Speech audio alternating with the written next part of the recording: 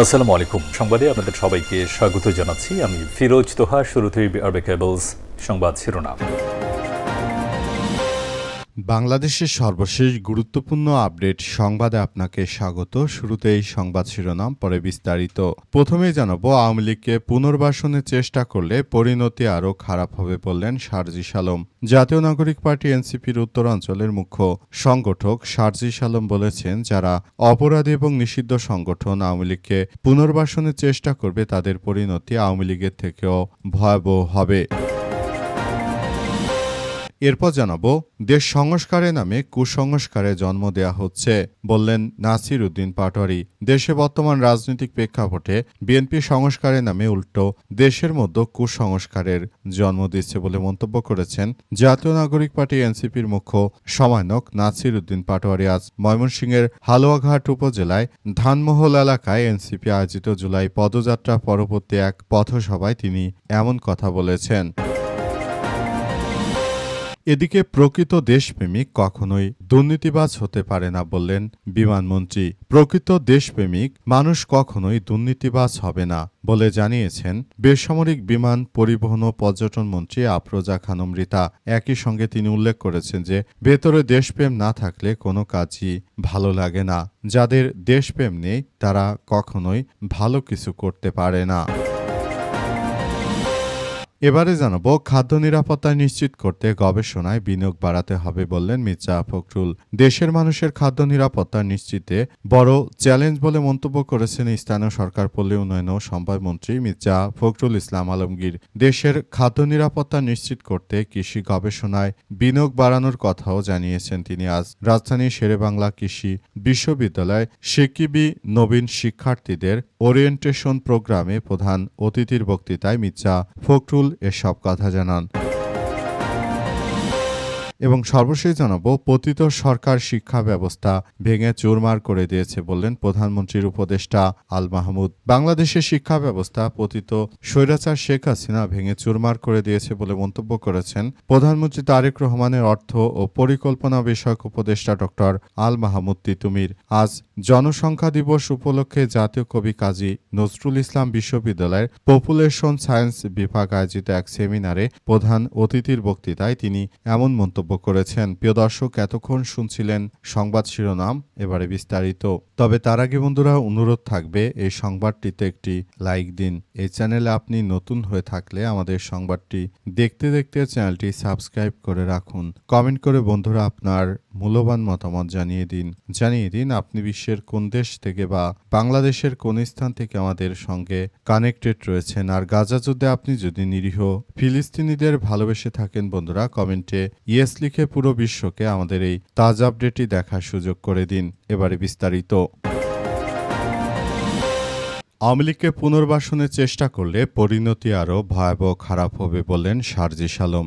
জাতীয় নাগরিক পার্টি এনসিপির উত্তরাঞ্চলের মুখ্য সংগঠক সারজিস আলম জানিয়েছেন যে যারা অপরাধ এবং নিষিদ্ধ সংগঠন আওয়ামী লীগকে পুনর্বাসনের চেষ্টা করবে তাদের পরিণতি আওয়ামী লীগের থেকেও ভয়াবহ হবে। আজ তিনি বিএনপিকে উদ্দেশ্য করে এই কঠোর বার্তা দিয়েছেন। সারজিস আলম জানিয়েছেন যে তারা ১৭ বছর দেশ ছেড়ে লন্ডনে পলাতক থাকলেও এখন দেশে আসার পর আমরা যে স্বৈরাচারকে বিদায় করেছি সেই স্বৈরাচারকে আবারও পুনর্বাসন করার জন্য যে অপচেষ্টা চালাচ্ছে বিএনপি, তাদের এই ধরনের সন্ত্রাসী কার্যক্রম কোনোভাবেই মেনে নেওয়া হবে না বলে জানান তিনি। তিনি আরও জানান যে দেশটাকে বাপের সম্পত্তি মনে করো না। যদি একইভাবে আবারও আওয়ামী লীগকে পুনর্বাসন করো তাহলে ভবিষ্যতে ১৭ নয় বরং ৭-১৭ বার বিদেশে পালাতে হতে পারে এবং আবারও দেশের মানুষ জেগে উঠবে। যদি আওয়ামী লীগের ব্যাপারে যদি কোনো ধরনের শক্ত কোনো পদক্ষেপ না নেওয়া হয় তাহলে ভবিষ্যতে যেটা শহীদ প্রেসিডেন্ট জিয়াউর রহমান জীবন দিয়ে আওয়ামী লীগকে পুনর্বাসনের মাশুল দিয়েছে, বর্তমান সরকারও একইভাবে জীবন দিয়ে হলেও আবারও আওয়ামী লীগকে পুনর্বাসনের মাশুল দিতে হবে বলে জানিয়েছেন সার্জিস আলম। তিনি তাই বিএনপিকে সাবধান করে জানিয়েছেন যে দেশটাকে একটি ভালো অবস্থানে নিয়ে যাওয়ার মধ্য দিয়ে দেশটাকে সুন্দরভাবে চালাতে দিন। যদি এটি না করতে পারেন তাহলে ভবিষ্যতে আপনাদের জন্য এক ভয়াবহ বিপর্যয়কর পরিস্থিতি অপেক্ষা করছে, সেটা ভুলে যাবেন না বলে সরকারকে কঠিন ভাষায় বার্তা দিয়েছেন সার্জিস আলম। এ সময় জাতীয় নাগরিক পার্টি এনসিপির আরও নেতৃত্ববৃন্দরা সার্জিস আলমের সঙ্গে উপস্থিত ছিলেন। তারা সবাই বর্তমান সরকারের সমালোচনা করে এসব কথা জানিয়েছে।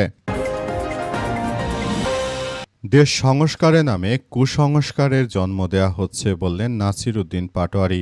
বর্তমান দেশে রাজনৈতিক প্রেক্ষাপটে সংস্কারের নামে উল্টাপাল্টা কুসংস্কারের জন্ম দেয়া হচ্ছে বলে জানিয়েছেন জাতীয় নাগরিক পার্টি এনসিপির মুখ্য সমন্বয়ক নাসির উদ্দিন পাটোয়ারি। তিনি জানিয়েছেন যে দেশটাকে সুন্দরভাবে গড়ে তোলার মধ্য দিয়ে এগিয়ে যেতে হবে, কিন্তু আমরা দেখতে পাচ্ছি যে বর্তমান সময়ে তারা বাংলাদেশটাকে একটি ভয়াবহ বিপর্যয়কর পরিস্থিতির মধ্যে ঠেলে দিচ্ছে। সুতরাং এখান থেকেই দেশটিকে একটি সুন্দর ও সমৃদ্ধির একটি রাষ্ট্রের দিকে পরিচালিত করতে হবে। পুরো বাংলাদেশটাকে সুন্দরভাবে গড়ে তোলার মধ্য দিয়ে আগামীতে এগিয়ে যেতে হবে।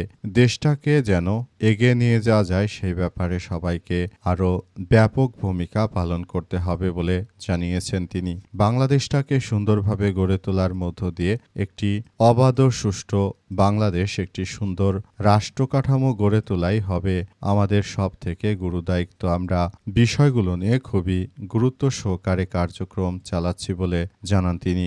আগামীতে সুন্দর ও সমৃদ্ধির একটি রাষ্ট্র কাঠামো গড়ে তুলতে হবে সেই প্রত্যয় ব্যক্ত করে ভবিষ্যতের দিকে আমাদেরকে এগিয়ে যেতে হবে, এমন কথাই জানিয়েছেন নাসির উদ্দিন পাটোয়ারি। তাই বিষয়গুলো নিয়ে তিনি খুব গুরুত্ব সহকারে কার্যক্রম চালানোর ব্যাপারে কথা বলেছেন।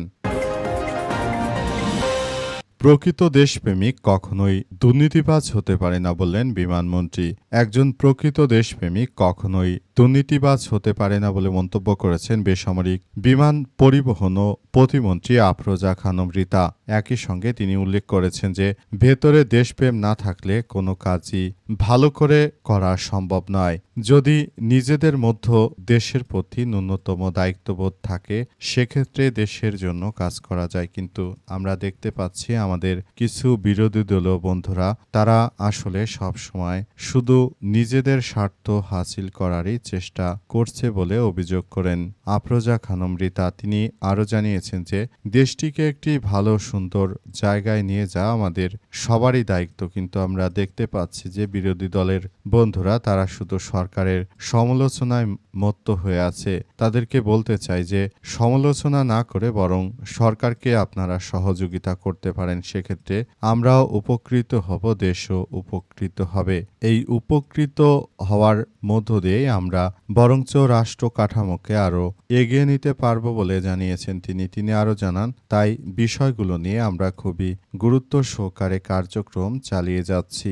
আগামীতে সুন্দর ও সমৃদ্ধির একটি রাষ্ট্র কাঠামো আমরা গড়ে তুলতে চাই বলে জানিয়েছেন তিনি আরও জানান দেশটাকে সুন্দরভাবে গড়ে তোলার মধ্য দিয়ে আমাদের সবাইকে এগিয়ে আসতে হবে। আগামীতে একটি সুন্দর ও সমৃদ্ধির একটি রাষ্ট্র কাঠামো আমরা গড়ে তুলতে চাই, যেখানে কোনো ধরনের হানাহানি মারামারি কিংবা কোনো ধরনের কোনো সমস্যা থাকবে না, এমন একটি রাষ্ট্রীয় কাঠামো আমরা গড়ে তুলতে চাই। তাই বিষয়টি নিয়ে আমরা সবাই একসঙ্গে এগিয়ে যাব বলে জানিয়েছেন তিনি আরও জানিয়েছেন যে যেহেতু বাংলাদেশ আমাদের, সুতরাং এদেশের প্রতিটি দায়িত্ব আমাদেরকে পুঙ্খানুপুঙ্খভাবে পালন করতে হবে। আমাদের প্রবাসী ভাই বোনদেরকে সহযোগিতার হাত বাড়িয়ে দিতে চাই, সে লক্ষ্যেই বর্তমান সরকার সবথেকে গুরুত্বপূর্ণ ভূমিকা পালন করছে বলে জানান তিনি। বাংলাদেশে ১৬ কোটি মানুষ সবার খাদ্য নিরাপত্তা নিশ্চিত করা দেশের সরকারের জন্য অনেক বড় ধরনের চ্যালেঞ্জ বলে মন্তব্য করেছেন বিএনপির মহাসচিব মির্জা ফখরুল ইসলাম আলমগীর। তিনি জানিয়েছেন যে দেশটাকে সুন্দরভাবে আমরা গড়ে তুলতে চাই, তবে আমরা দেখতে পাচ্ছি আসলে দেশের অভ্যন্তরে খাদ্য নিরাপত্তা এই মুহূর্তে অনেক চ্যালেঞ্জের মুখে পড়তে হয় বলে জানিয়েছেন বিএনপির মহাসচিব মির্জা ফখরুল ইসলাম আলমগীর। তিনি আরও উল্লেখ করেছেন যে তাই বিষয়গুলো নিয়ে সবাইকে আমরা খুবই গুরুত্ব সহকারে কার্যক্রম চালিয়ে যাওয়ার ব্যাপারে বলাবলি করছে। আমরা আসলে বলতে চাই যে দেশটাকে সুন্দরভাবে গড়ে তোলার মধ্য দিয়ে আমাদের সবাইকে এগিয়ে যেতে হবে। পুরো রাষ্ট্র কাঠামোকে আরও সুন্দরভাবে এগিয়ে নেওয়ার মধ্য দিয়ে সবাইকে এগিয়ে যেতে হবে। আমরা পুরো বিষয়গুলোকে খুবই গুরুত্ব সহকারে কার্যক্রম চালিয়ে যাওয়ার মধ্যে এগিয়ে যেতে চাই। আমরা তাই রাষ্ট্র কাঠামোকে একটি সুন্দরভাবে গড়ে তোলার মধ্য দিয়ে এগিয়ে যাচ্ছি বলে জানিয়েছেন তিনি। আসলে আমরা মূল রাষ্ট্র কাঠামোকে একটি সুন্দরভাবে গড়ে তুলতে চাই। সেজন্য বর্তমান সরকার প্রতিটি সেক্টরে সরকার আসলে ব্যাপক বিনিয়োগ বান্ধব করে তুলেছে এবং প্রতিটি সেক্টরকেই আমরা সুন্দরভাবে সাজাতে চাই বলে জানান বিএনপির মহাসচিব মির্জা ফখরুল ইসলাম আলমগীর।